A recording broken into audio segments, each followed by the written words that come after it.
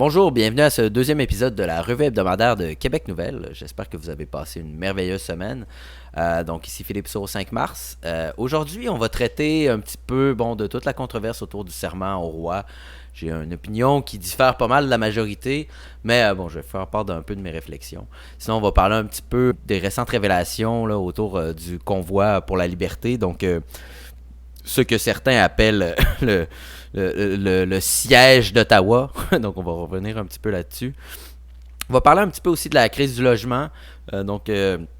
Pierre Poilievre a fait une allocution là, aujourd'hui, justement, pour parler de potentiellement là, cette bulle immobilière qui serait en train d'éclater. On le sait, le coût des logements augmente et c'est une situation qui devient assez dramatique depuis quelques temps. On va parler après ça des élections de mi-mandat aux États-Unis. C'est les élections de mi-mandat, les élections qui vont regarnir le Congrès et ça pourrait changer vraiment beaucoup la dynamique politique aux États-Unis. Donc, c'est le 8 novembre prochain que ça s'en vient. Donc, on va parler de ça un peu. Je vais vous revenir un petit peu sur Garzweiler, qui est la mine de charbon, en fait, qui est en extension en ce moment en Allemagne et qui doit carrément faire démanteler des champs d'éoliennes. Assez évocateur de la situation européenne en ce moment. Et finalement, je vais faire une toute petite critique là, à l'Ouest, rien de nouveau. Le nouveau All Quiet on the Western Front qui est sorti sur Netflix. Je le mets à la fin parce que potentiellement, s'il y a des spoilers, vous serez avertis au moins, puis ça sera à la fin. Fait que ça ne viendra pas causer de problème pour le reste du contenu. Peut-être que certains ont vu. J'ai fait un article sur le sujet, un éditorial hier sur le sujet. Et essentiellement, écoutez, je comprends très bien les appréhensions que le peuple québécois peut avoir contre, de un, la monarchie britannique, et de deux, le concept monarchique lui-même. Là, je trouve quand même qu'on passe beaucoup de temps là, en ce moment pour en parler. Je veux dire, à un moment donné, c'est bien beau les principes, mais il faut aussi que la politique parle des enjeux les plus pressants.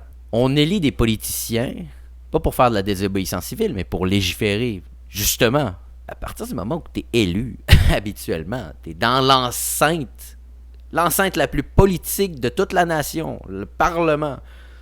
Tu es un des représentants élus.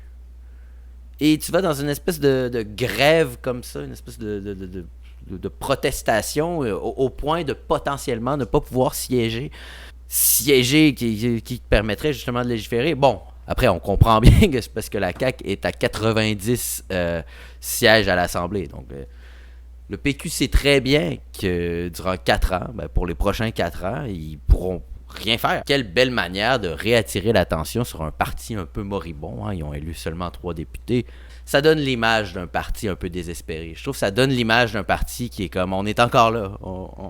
Et ça marche. Ça fait 2 semaines qu'on parle de ça. Serment au roi. Alors que les gens nous disent, c'est juste symbolique, on pourrait bien l'abolir. Ouais, mais l'argument marche dans les deux sens. Si vous me dites, c'est juste symbolique, on pourrait bien l'abolir, je pourrais vous dire, c'est juste symbolique, pourquoi on perd notre temps là-dessus? Mettons, je vous donne l'exemple extrême. Je le reconnais extrême. Que, admettons, on élit un Hitler, un nouveau Hitler au Canada, et qui a un projet génocidaire. Le roi aurait très bien le droit de dire non. Non, je ne vais pas accepter ce gouvernement. Je dissous l'Assemblée et vous retournez en élection. Donnez-moi quelqu'un qui a de l'allure, parce que ça n'a pas d'allure.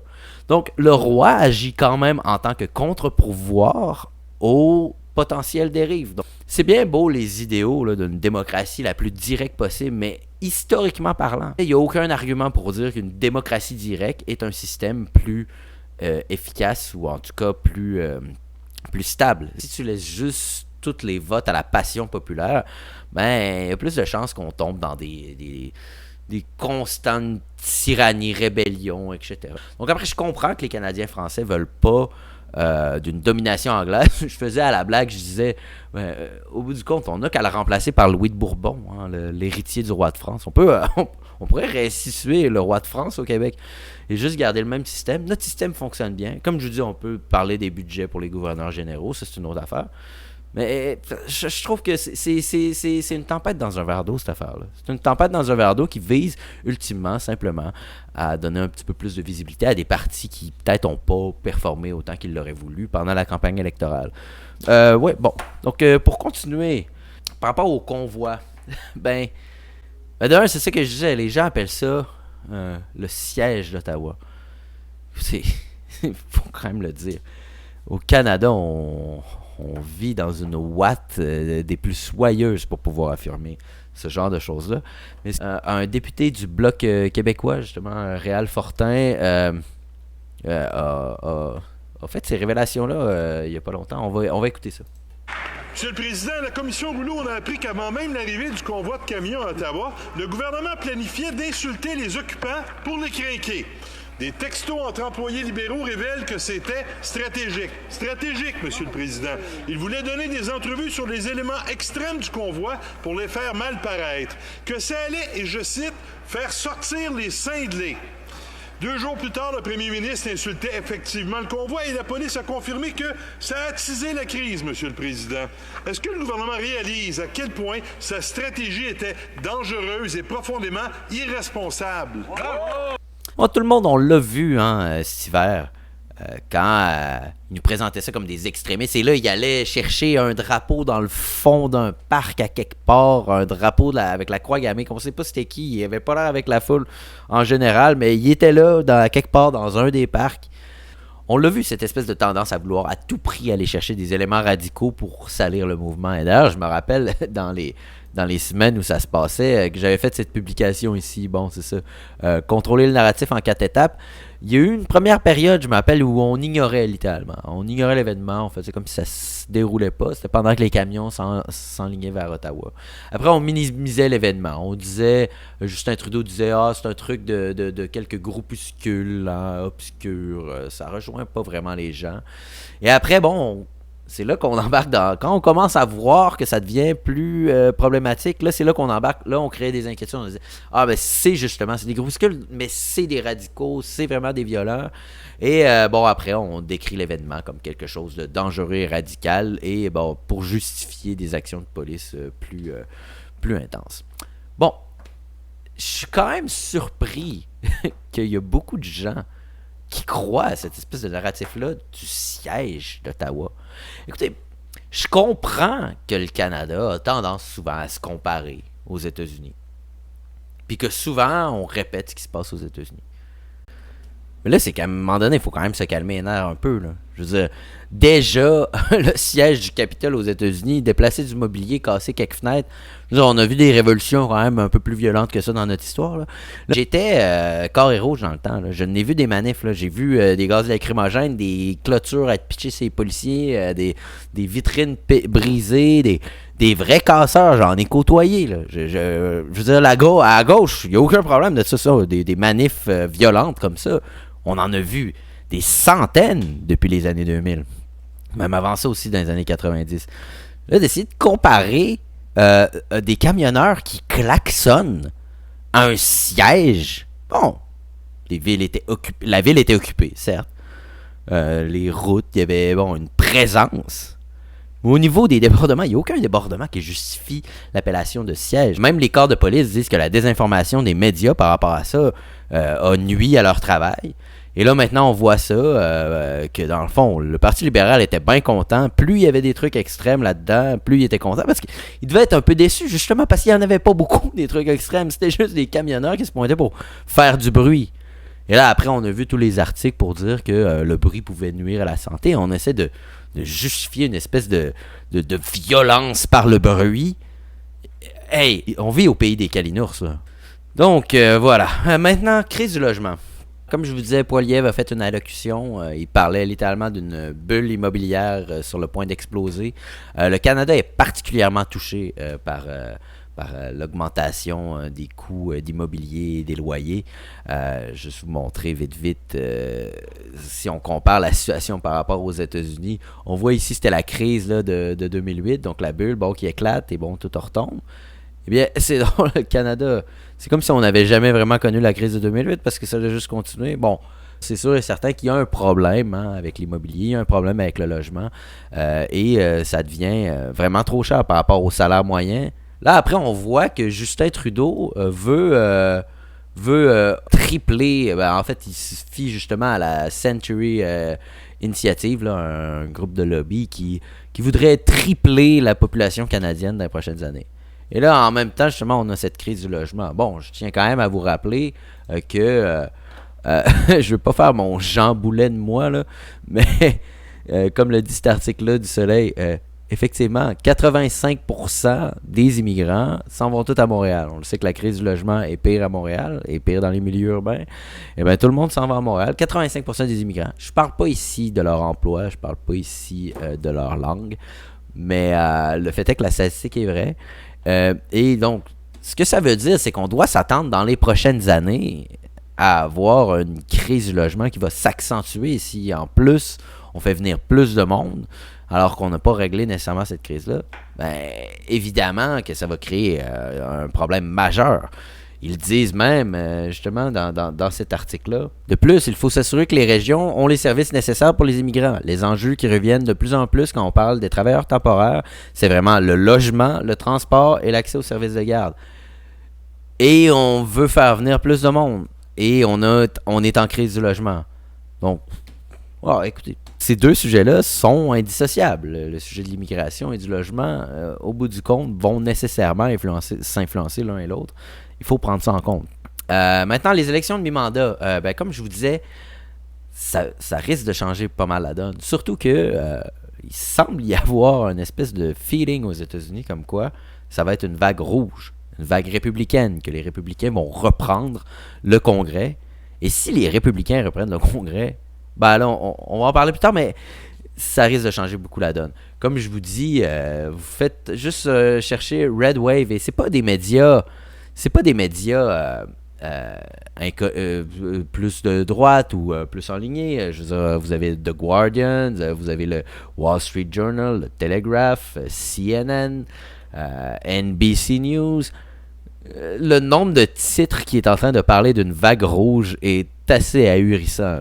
Et qui parle aussi du fait que là, les démocrates sembleraient qu'ils se concentrent vraiment plus sur leur espèce de château fort parce qu'ils courent. Et c'est ça la question qu'on se pose. Est-ce qu'ils sont en train de se dire on va même perdre nos châteaux forts? Je veux dire, ils concentrent leurs efforts autour de New York, autour de la Californie. Donc, il y a vraiment des signes qui laissent transparaître que on s'enligne vers peut-être une reprise de la Chambre par les républicains. Il y a justement aussi Joe Rogan, d'ailleurs, juste ici, qui avait affirmé la même chose. The wave that's coming is going to be like the elevator doors opening up in The Shining. That's what I think. I think people are just like, what are you saying? They're making Republicans. I don't know how they're doing it. Donc c'est ça, il dit la vague rouge va être l'équivalent de quand l'ascenseur s'ouvre dans The Shining. Tu sais, c'est comme une grosse vague de sang qui descend les marches après. Donc, puis après, c'est ça qu'il explique, il dit les démocrates sont rendus, c'est un petit peu comme les libéraux ici, mais les démocrates sont rendus complètement déconnectés, ils sont rendus sur une autre planète, vraiment une espèce d'idéologie woke, mais qui fait aucun sens. En plus, avec le contexte actuel d'inflation, de récession, etc., comme il dit, ils sont en train de créer des républicains parce que plein de démocrates qui sont démocrates depuis vraiment longtemps sont en train de se dire, si c'est pour être ça, aussi bien voter pour des républicains qui au moins, peut-être qu'ils ont l'air méchants un peu, mais ils s'occupent au moins de l'économie, tu sais. Donc, mais pour revenir, vous vous rappelez que quand les démocrates ont repris la Chambre en 2018, à la mi-mandat de Trump, après, il y a eu 2 tentatives d'impeachment. Donc, on peut quand même s'attendre à ce que les républicains, s'ils prennent la Chambre au Congrès, ils vont essayer de destituer Biden. Surtout que l'argument des capacités cognitives est pas mal plus établi par rapport à Biden. Là. Je veux dire, on peut bien dire que c'est un bègue, mais il y a aussi la vieillesse là-dedans. Là. Le monde le voit. Là. C'est pas juste le fait qu'il est bègue. Il est pas tout là. Donc, l'argument cognitif est là. Et en plus de ça, les scandales qu'il avait essayé de sortir pendant la campagne sur l'ordinateur d'Hunter Biden, qui était rempli d'espèces d'informations compromettantes sur des potentielles ententes avec des contracteurs chinois et ukrainiens, etc., qui visaient à envoyer de l'argent au big guy, qui serait Biden potentiellement, etc., etc. Tout ça avait été traité de fake news à l'époque. Mais après, on a bien vu que c'était vrai. Et là, maintenant, on le sait que c'est vrai. Et Donc, il y a une succession de scandales et il y a cette affaire-là des capacités cognitives. Il y a tellement d'éléments pour destituer Biden que si les républicains reprennent la charge, je vous le dis, là, attendez-vous à des bonnes montagnes russes. Là, parce que si les républicains reprennent la Chambre, ça va déjà être un prélude à ce qui pourrait se passer en 2024. Et je pense que les républicains vont avoir le couteau entre les dents. Là. Ils vont être là pour du sang là, s'ils reprennent la Chambre. Donc, à surveiller, c'est le 8 novembre. Donc, ça s'en vient sûrement dans la prochaine semaine. Là. Maintenant, Garsweiler. Garsweiler, ben, j'en ai parlé un petit peu, juste vous montrer vite. En fait, je voulais vous montrer d'un point de vue géographique parce que j'ai fait l'article pour expliquer. C'est cette mine de charbon en Allemagne qui a dû démanteler des éoliennes. Parce que, bon, à cause de la crise énergétique, les Allemands ont besoin de plus de charbon. Donc, cette mine-là grossit de plus en plus. Et là, c'est les éoliennes. Donc, vous avez compris l'espèce de symbole à quel point c'est ridicule. On voit bien que c'est bien beau la transition énergétique, mais à partir du moment où les peuples ont besoin d'énergie, le reste prend pas mal tout le bord. Donc, une transition énergétique, maintenant, ça peut agir comme une espèce d'avertissement que toute transition énergétique doit être faite en prenant en considération la sécurité énergétique avant tout. C'est quand même assez impressionnant sur une carte parce qu'on le voit. On le voit de loin. Là. Attends, je vais essayer d'enlever les noms. Là. C'est ces petits bouts. Vous voyez ici le petit point blanc? Ça, c'est une des mines. Ça. Oh, je vais vous déplacer un peu. Ça ici, ça en est. Tous les petits points blancs que vous voyez là, au bout du compte sur l'Allemagne, c'est toutes des mines de charbon. Et si je zoome, ici à Garsweiler, vous voyez à quel point c'est gros. La ville de Cologne, la ville de Düsseldorf, c'est à peu près aussi gros que la ville. C'est des kilomètres et des kilomètres carrés qui sont en train d'être rasés. Donc on voit à plein de niveaux. Et tout ça, il a fallu qu'ils rasent des villages en entier. Donc on voit, il y a des villages un peu au travers. C'est une vie rurale tout à fait normale.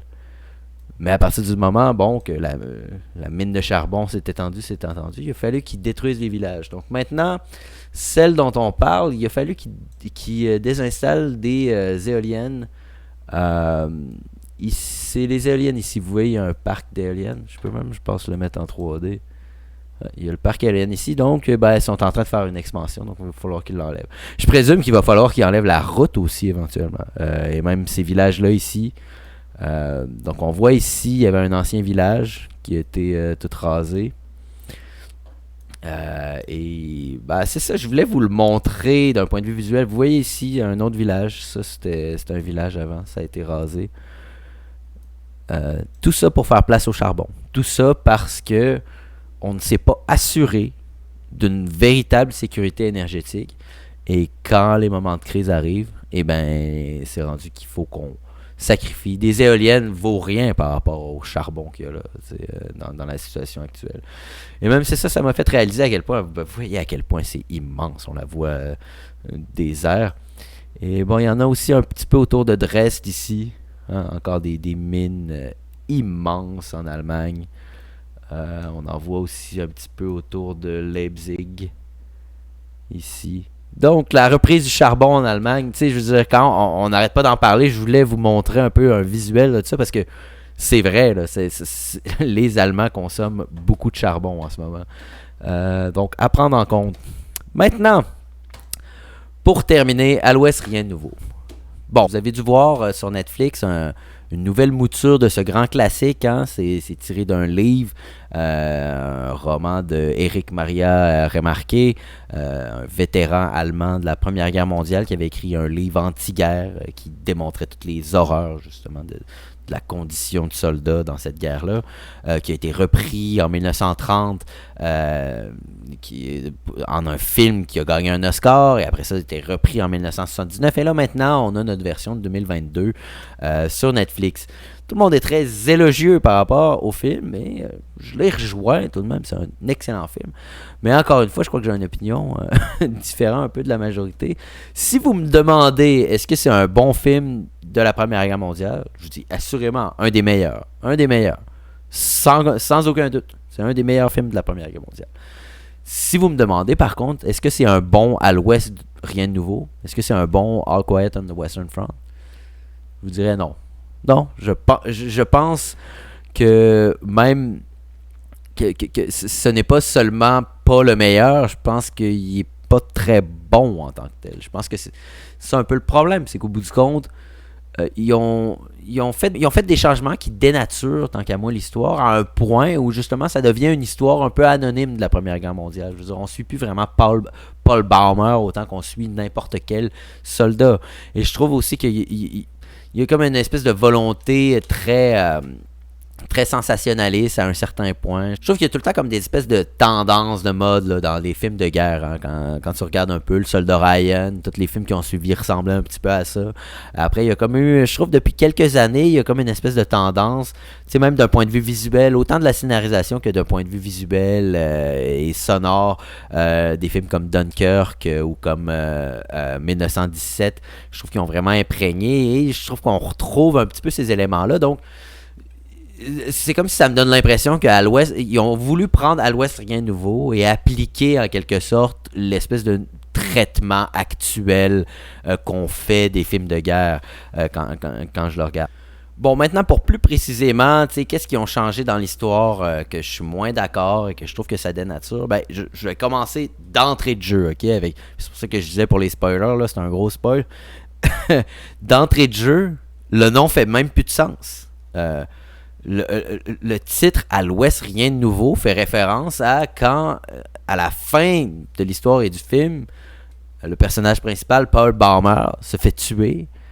C'est un jour tranquille, sans bataille, et dans le fond, dans le rapport, il indique simplement tout est tranquille sur le front de l'Ouest. C'est ça la signification. Et c'est cette espèce, justement, c'est le fait qu'il meurt un jour où il n'y a pas de bataille et qui est complètement tranquille. En fait, dans la scène de 79, tu le vois, il essaie de dessiner un oiseau et c'est juste parce qu'il se lève la tête et il reçoit une balle dans la tête à cause de ça. Je trouve que c'est encore plus horrible que l'espèce de roche qu'on nous a... Parce que là, il y a comme une bataille finale avant l'armistice. Le général est comme, non, on va leur montrer que les Allemands se battent bien. Puis là, ils font leur grosse bataille finale dans la version de 2022, je veux dire. Et ça finit par une grosse bataille et Paul Baumer se fait tuer dans la bataille. Le titre ne fait carrément plus de sens à cause de ça. Paul Baumer meurt dans un jour où il n'y a pas de bataille. Et c'est ça qui rend ça plus horrible. Parce que tu te dis, tout le long du film, on le voit dans les pires situations. Et c'est dans une situation où tu t'y attends complètement pas. Tu te dis, tout a l'air correct.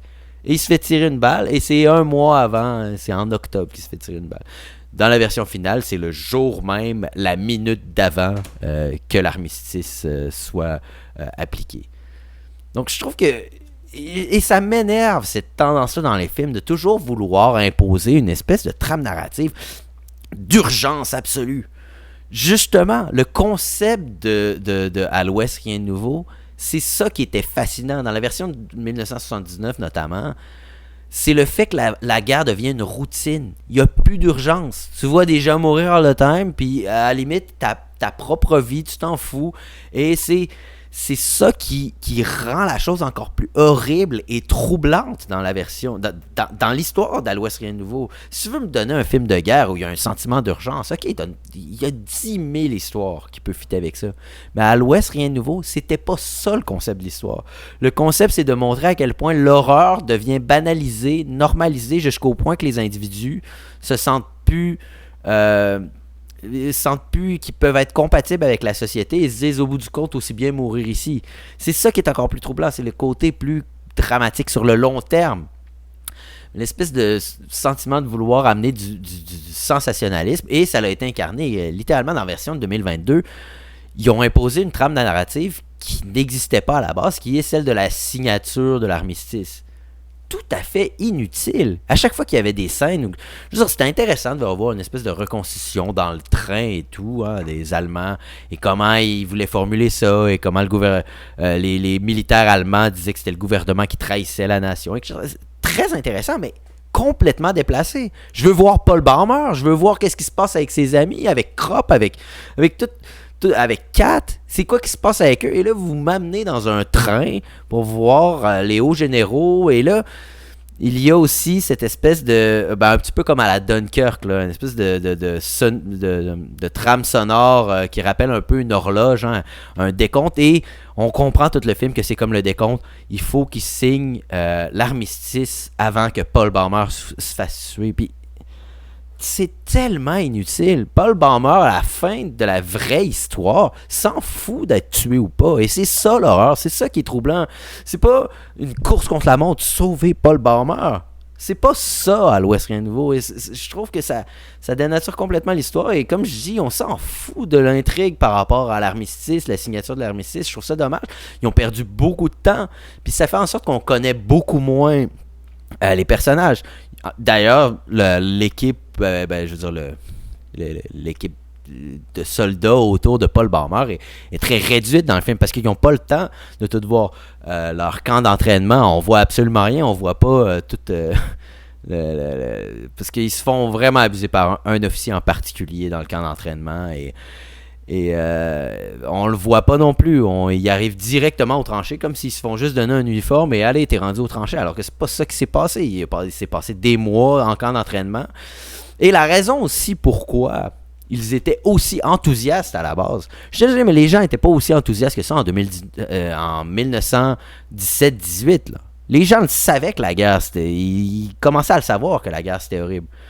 La raison pourquoi dans À l'Ouest, rien de nouveau, Paul Baumer et ses amis sont aussi enthousiastes comme des petits écoliers qui croient qu'ils vont aller faire une charge napoléonienne glorieuse, c'est parce que ils sont à la fin de la Belle Époque. C'est parce qu'ils s'engagent au début de la guerre. C'est pour ça que je vous disais d'entrée de jeu que ça fait pas de sens qu'ils se fassent engager à la fin de la guerre. Parce que justement, cette scène-là, au début, où ils sont tous super naïfs par rapport à la guerre, puis qu'ils disent « finalement, c'était pas ce qu'on s'imaginait, mais ça a été la situation de tous les soldats au début de la guerre. À la fin, je veux dire, il y avait encore de la propagande pour enrôler, puis les gens devaient encore se dire « je vais aller faire mon héros là-bas », mais c'était différent, c'était moins marqué. Et encore là, une option ratée. Une autre affaire dans le traitement, admettons dans la version de 1979, je me rappelle que il y a une narration qui est faite. Donc c'est Paul Baumer qui narrate lui-même. Et d'ailleurs, dans les premières minutes du film, il présente chacun de ses amis. Donc, dès les premières minutes du film, tu t'en connais plus sur les amis de Paul Baumer que dans tout le film de 2022. Dans le film de 2022, je trouve que Paul, on le voit pas souvent parler, il est juste tout le temps... Même après la scène, tu vois, ça fait 18 mois, puis là, on le sent plus à l'aise. Mais même là, il est pas tant plus à l'aise. Il est encore comme tout le temps terrorisé. Et comme je dis, c'est ce qui fait en sorte que ça marche pas. Parce que l'histoire de À l'Ouest, rien de nouveau, le concept, c'est de dire rien de nouveau dans le sens, c'est la routine, c'est comme ça que c'est. Et ce concept-là n'arrive jamais dans la version de 2022. On est toujours dans l'espèce de choc primaire de « Oh, c'est dommage horrible la guerre ». Tandis que ce qui est horrible de la guerre dans À l'Ouest, rien de nouveau, c'est le fait que c'est une routine, c'est le fait qu'ils deviennent habitués. Et pour vous dire ça, quand je vous dis justement que le Paul Baumer de 2022 est plus choqué que celui de 1979, je vous montrais simplement cette scène-là où Paul Baumer explique en 1979 comment ils sont rendus insensibilisés par rapport à la guerre. No longer do we lie helpless, waiting destruction. We can destroy and kill, to save ourselves and to be revenged. When we see their faces, we become wild beasts. We turn into thugs and murderers, into God only knows what devils. If your own father came over with them, you wouldn't hesitate to fling a bomb into him.